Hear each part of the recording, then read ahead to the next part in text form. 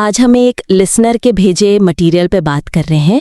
ये supply chain सुधार में आने वाली 3 मुख्य रुकावटों के बारे में है। मतलब सुधार क्यों करें, क्या सुधार करें और कौन इसे आगे बढ़ाएगा। तो इसमें जो पहली रुकावट बताई गई है वो है सुधार के लिए एक मजबूत कारण या जिसे कहें रीजन का होना।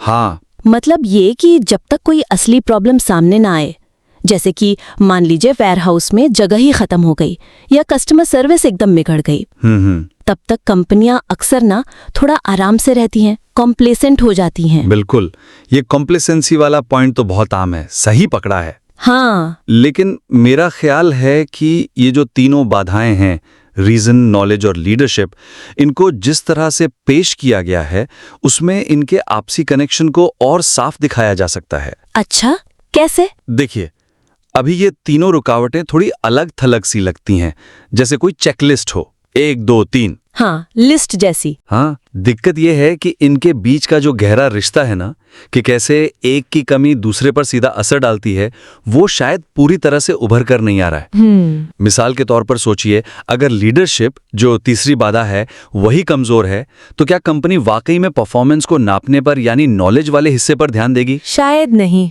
या फिर क्या वो बाजार के बदलावों को लेकर, जो कि रीजन से जुड़ा है, कोई अर्जेंसी महसूस करेगी? शायद नहीं करेगी। सही बात है। तो मेरा सुझाव यह है कि इन्हीं अलग अलग पॉइंट्स की तरह न दिखाकर एक सिस्टम की तरह पेश करें, दिखाएं कि ये सब एक दूसरे पर निर्भर है। ओके, एक सिस्टम। हाँ, जैसे अगर लीडरशिप को ही यकीन नहीं है कि बदलाव क्यों जरूरी है, रीजन, तो क्या वो सही डेटा जुटाने या बेंचमार्क करने में पैसा लगाएगी? नहीं, मुश्किल है। बिल्कुल। तो इन्हें एक चेन रिएक्शन की तरह दिखाना ज्यादा असरदार होगा। तो उदाहरण के तौर पर कैसे कर सकते हैं? जैसे आप शुरू में ही कह सकते हैं, हम सप्लाई चेन सुधार की 3 मुख्य बाधाओं को देखेंगे, लेकिन ये समझना जरूरी है कि ये तीनों अक्सर एक दूसरे से जुड़ी होती हैं। एक के बिना दूसरी अधूरी है। जैसे टॉप लीडरशिप की कमिटमेंट के बिना अक्सर परफॉर्मेंस को सही ढंग से समझने या बदलाव की जरूरत को महसूस करने का मोटिवेशन ही गायब हो जाता है। अच्छा। या फिर जब आप एक बाधा से दूसरी पर जाएं तो कनेक्शन बनाएं। जैसे जब एक बार ये साफ हो जाता है कि बदलाव क्यों जरूरी है, रीजन, तो अगला सवाल उठता है कि क्या बदला जाए और हम अभी कहाँ हैं। यहीं पर दूसरी बाधा यानी नॉलेज सामने आती है। इस तरह से जोड़ने पर ना पूरी बात ज्यादा जुड़ी हुई और पर्सुएसिव लगेगी। हाँ, ये बात तो सही है। उन्हें एक सिस्टम की तरह देखना, अलग अलग बुलेट पॉइंट्स की तरह नहीं, ये ज्यादा मीनिंगफुल लगता है। एग्जैक्टली। इससे शायद पढ़ने वाले को भी ये एहसास होगा कि सिर्फ एक चीज ठीक करने से काम नहीं चलेगा, तीनों पर एक साथ ध्यान देना होगा। बिल्कुल। अच्छा, तो फिर अब दूसरी बाधा पर आते हैं, नॉलेज यानी जानकारी या समझ। जी। मटेरियल में कहा गया है कि कंपनियों को पता होना चाहिए कि भाई अच्छा प्रदर्शन कैसा दिखता है। अपनी परफॉर्मेंस को मार्केट बेंचमार्क से कंपेयर करना चाहिए। और ये भी जानना चाहिए कि क्या हासिल किया जा सकता है, मतलब व्हाट्स अचीवेबल। इसमें एक ग्लोबल कंपनी का उदाहरण भी दिया है जिसने बाहरी बेंचमार्किंग से अपनी पूरी सोच ही बदल दी। हाँ, और वो भारी बेंचमार्किंग वाला एंगल जरूरी है, इसमें कोई शक नहीं, बहुत जरूरी है। हाँ, लेकिन नॉलेज का मतलब सिर्फ बाहर देखना ही तो नहीं है ना। जो अंदरूनी जानकारी है और उसका कंपनी के अंदर फ्लो कैसा है, वो भी उतना ही क्रिटिकल है।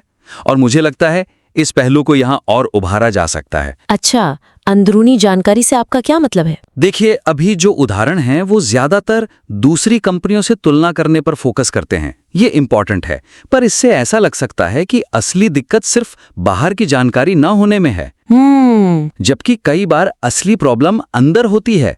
जैसे इंफॉर्मेशन साइलोज होते हैं ना, एक डिपार्टमेंट को पता ही नहीं कि दूसरा क्या कर रहा है या उनके पास क्या डेटा है। हाँ, ये तो होता है अक्सर। या फिर अपनी ही इंटरनल प्रोसेसेस की कैपेबिलिटीज और लिमिटेशंस की समझ ना होना।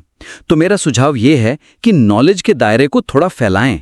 ओके। इसमें सिर्फ एक्सटर्नल बेंचमार्किंग ही नहीं, बल्कि internal process understanding, cross functional awareness और डेटा ट्रांसपेरेंसी को भी शामिल करें। कई बार तो इफेक्टिव बेंचमार्किंग तभी हो पाती है जब आपको अपनी अंदर की सच्चाई ठीक से पता हो। सही कह रहे हैं आप। नॉलेज वाले सेक्शन में कुछ ऐसा जोड़ सकते हैं, बाहर की दुनिया से सीखना जरूरी है, पर नॉलेज का एक बहुत बड़ा हिस्सा इंटरनल ट्रांसपेरेंसी भी है। क्या सेल्स टीम को पता है कि प्रोडक्शन की क्या मजबूरियां हैं? क्या फाइनेंस समझता है कि लॉजिस्टिक्स के फैसलों का कॉस्ट पर कैसे असर पड़ता है? अक्सर सुधार के बड़े मौके पहचानने के लिए जरूरी जानकारी ऑर्गेनाइजेशन के अंदर ही बिखरी पड़ी होती है, लेकिन वो साइलोज में बंद रहती है या उसे सही तरीके से एनालाइज नहीं किया जाता। हाँ। और मजे की बात यह है कि जब तक अंदरूनी समझ साफ नहीं होती, तब तक बाहर बेंचमार्क करने की इच्छा या जरूरत भी ठीक से महसूस नहीं होती। सही है। आप यहाँ ये भी थोड़ा सा मेंशन कर सकते हैं कि SNOP यानी सेल्स एंड ऑपरेशंस प्लानिंग, जिसका जिक्र बाद में लीडरशिप वाले हिस्से में है, हाँ है। वो असल में इंटरनल नॉलेज शेयरिंग और अलाइनमेंट का ही तो एक जबरदस्त टूल है। हाँ बिल्कुल। तो नॉलेज सिर्फ बाहर से लाना नहीं है, अंदर पैदा करना और शेयर करना भी है। ये तो बहुत ही दिलचस्प पॉइंट है। मतलब नॉलेज सिर्फ एक्सटर्नल बेंचमार्क्स नहीं, बल्कि इंटरनल क्लैरिटी और क्रॉस फंक्शनल कम्युनिकेशन भी है। और अक्सर अंदरूनी समझ की कमी ही बाहरी बेंचमार्किंग को रोकती है या उसे कम असरदार बना देती है। ये वाकई सोचने वाली बात है। बिल्कुल। ठीक है, तो अब तीसरी बाधा पर चलते हैं, जिसे मटेरियल में सबसे इम्पोर्टेंट बताया गया है, लीडरशिप। हाँ जी। यहाँ टॉप डाउन और बॉटम अप दोनों तरह के सपोर्ट की जरूरत पर जोर दिया गया है। SNOP प्रोसेस का उदाहरण भी है, जिसे सीनियर मैनेजमेंट को ड्राइव करना होता है। और लीडरशिप को सबसे इंपॉर्टेंट कहना बिल्कुल सही भी है, क्योंकि रीजन और नॉलेज दोनों काफी हद तक लीडरशिप पर ही निर्भर करते हैं। हाँ। लेकिन यहाँ भी मुझे लगता है इसे और ज्यादा एक्शनेबल बनाने की गुंजाइश है। अच्छा। अभी मटेरियल में लीडरशिप के सपोर्ट और ड्राइव जैसे शब्दों का इस्तेमाल है और SNOP का उदाहरण है। ये ठीक है, पर ये थोड़ा ना अस्पष्ट सा है, वेग है। सवाल ये उठता है कि लीडर्स असल में करते क्या हैं। मतलब SNOP जैसी प्रोसेस लॉन्च करने के अलावा वो रोजमर्रा या हफ्ते दर हफ्ते ऐसा क्या करते हैं जिससे इम्प्रूवमेंट का कल्चर बने। हाँ, उनका सपोर्ट दिखता कैसे है। एग्जैक्टली। सिर्फ मीटिंग में हाँ बोल देना सपोर्ट नहीं होता। सही बात है। तो सुझाव ये है कि उन खास लीडरशिप बिहेवियर्स और कमिटमेंट्स को डिटेल में बताएं जो सच में इंप्रूवमेंट कल्चर को बढ़ावा देते हैं, और उन्हें पहली 2 बाधाओं रीजन और नॉलेज से सीधे जोड़ें। ओके। इससे बात ज्यादा कॉन्क्रीट और प्रैक्टिकल लगेगी। जैसे कि कुछ उदाहरण दे सकते हैं? हाँ बिल्कुल। मिसाल के तौर पे आप ये लिख सकते हैं, इफेक्टिव लीडरशिप यहां सिर्फ इनिशिएटिव्स को हरी झंडी दिखाने तक सीमित नहीं है। इसमें कुछ बहुत ही ठोस एक्शंस शामिल हैं। जैसे पहला, actively promoting data transparency. Leaders को खुद डेटा मांगना चाहिए, डैशबोर्ड्स इस्तेमाल करने चाहिए और क्रॉस फंक्शनल टीमों को ओपन डेटा शेयरिंग के लिए प्रोत्साहित करना चाहिए। ये सीधे नॉलेज बैरियर को एड्रेस करता है।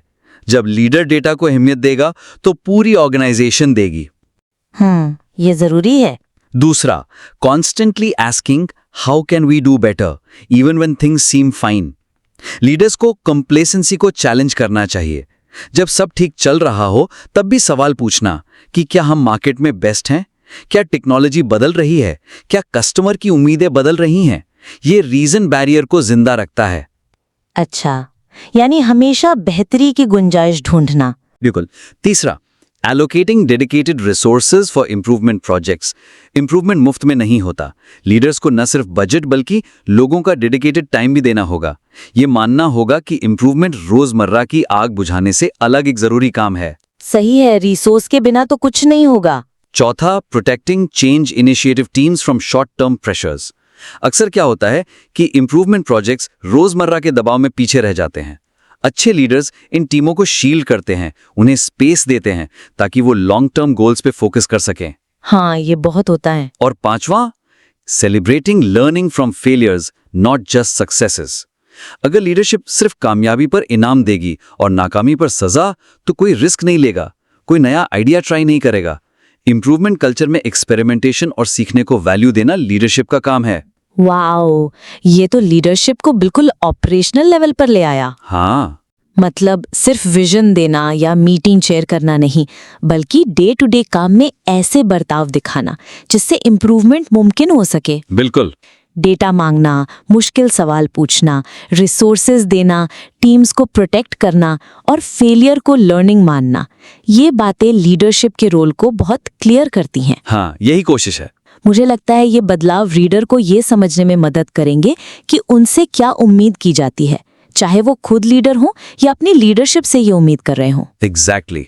मकसद यही है कि पढ़ने वाला सिर्फ प्रॉब्लम समझ कर ना रह जाए, बल्कि उसे ये भी पता चले कि सॉल्यूशन के लिए कॉन्क्रीट स्टेप्स क्या हो सकते हैं, खासकर लीडरशिप लेवल पर। हाँ, क्योंकि सप्लाई चेन इंप्रूवमेंट्स अक्सर क्रॉस फंक्शनल होता है और बिना सीनियर लीडरशिप के एक्टिव इन्वॉल्वमेंट के सफल होना बहुत मुश्किल है। बिल्कुल सही कहा।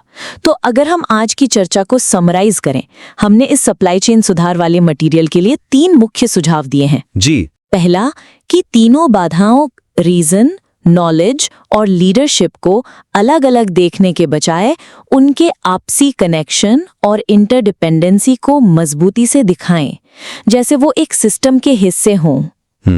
दूसरा, नॉलेज वाली बाधा की चर्चा में सिर्फ एक्सटर्नल बेंचमार्किंग पर फोकस न करें, बल्कि इंटरनल नॉलेज, प्रोसेस की समझ, डेटा ट्रांसपेरेंसी और क्रॉस फंक्शनल कम्युनिकेशन के महत्व को भी हाईलाइट करें।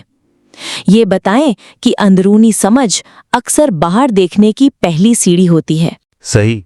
और तीसरा, लीडरशिप के रोल को सिर्फ सपोर्ट या ड्राइव जैसे जनरल टर्म्स में न बांधें, बल्कि उन स्पेसिफिक एक्शंस, बिहेवियर्स और कमिटमेंट्स को डिटेल में बताएं जो लीडर्स को इम्प्रूवमेंट कल्चर बनाने के लिए करने चाहिए, और इन्हें रीजन और नॉलेज बैरियर से जोड़ें। बिल्कुल सही। उम्मीद है ये सुझाव आपको अपनी बात को और ज्यादा इम्पैक्टफुल और एक्शनेबल बनाने में मदद करेंगे। ये पॉइंट्स आपके मटेरियल को सिर्फ डिस्क्रिप्टिव से प्रिस्क्रिप्टिव बनाने में हेल्प कर सकते हैं। हाँ, उम्मीद तो यही है। और अगर आप इन सजेशंस पर काम करने के बाद अपना रिवाइज्ड ड्राफ्ट हमें भेजना चाहें, तो हम उस पर भी बात करने के लिए बिल्कुल तैयार हैं।